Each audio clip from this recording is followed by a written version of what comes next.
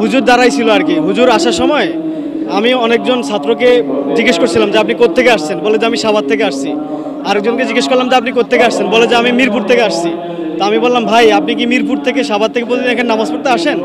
বলে যে না, তো আজকে কেন আসছেন? হ্যাঁ হ্যাঁ, বলে যে আমরা হুজুর আমাদেরকে নিয়ে আসছে। তখন আমি জিজ্ঞেস করলাম যে ভাই, তখন আমি সামনে, তখন জিজ্ঞেস করলাম যে এই যে আপনারা যে হুদাই এখানে আসছেন, কারোর সাথে কথা বলে আসছেন? হুজুর তো পালিয়ে চলে গেছিল, আবার কেন আসছেন? তখন বললো যে আমরা আজকে এখানে আমাদের হুজুর এখনো বৈধ আছে, আমাদেরকে এখান থেকে বাদ দেওয়া হয় না, আমরা এখানে থাকবো। তখন ওই দিক থেকে মুসল্লিরা, সাধারণ মুসল্লিরা সবাই জড়ো হয়েছে, সবাই বলতেছে যে না আমরা এই হুজুরের পিছনে নামাজ পড়বো না। যেই হুজুর পেশিবাদের দোষর, যেই হুজুর এই আজকে পরিকল্পিতভাবে এখানে যখন ওনারা সবাই প্রতিবাদ, যারা মুসল্লি আছে তারা প্রতিবাদ জানাচ্ছে যে না এখানে আমরা নামাজ পড়বো না। এরপরও হুজুর ওখান থেকে মাইক দিয়ে বলতেছে, মানে মাইক দিয়ে উস্কাই দিচ্ছে তার ছাত্রদেরকে।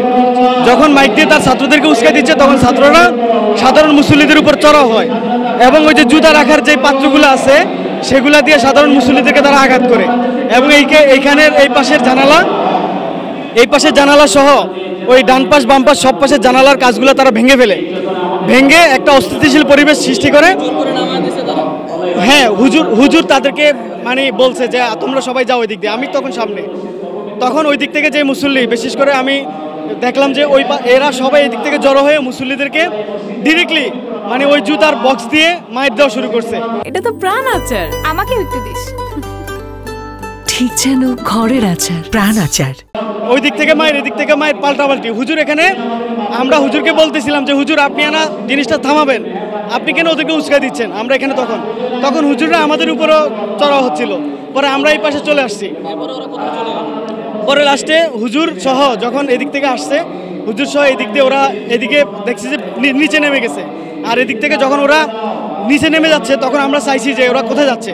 তখন ওরা ওদিক থেকে আমাদেরকে, যাতে আমরা এখান থেকে যারা সাধারণ মুসল্লি আছে তাদেরকে এদিকে মানে ধাক্কা মেরে এদিকে নিয়ে আসছে। এরপরে মনে হয় ওদিকে চলে গেছে, আমরা দেখতে পাইনি। কিন্তু সাধারণ মুসল্লিরা অনেক হতাহত হয়েছে। এই হুজুরকে আমি মনে করি যে এই হুজুরকে খুব দ্রুত আইনের আওতায় নিয়ে আসা দরকার, যাতে করে এরকম কোনো ফেসিবাদের দোষরা যাতে করে সাহস না পায়। এই বাংলাদেশ অনেক ছাত্রভাইদের রক্তের বিনিময়ে এখানে এই দেশ স্বাধীন হয়েছে।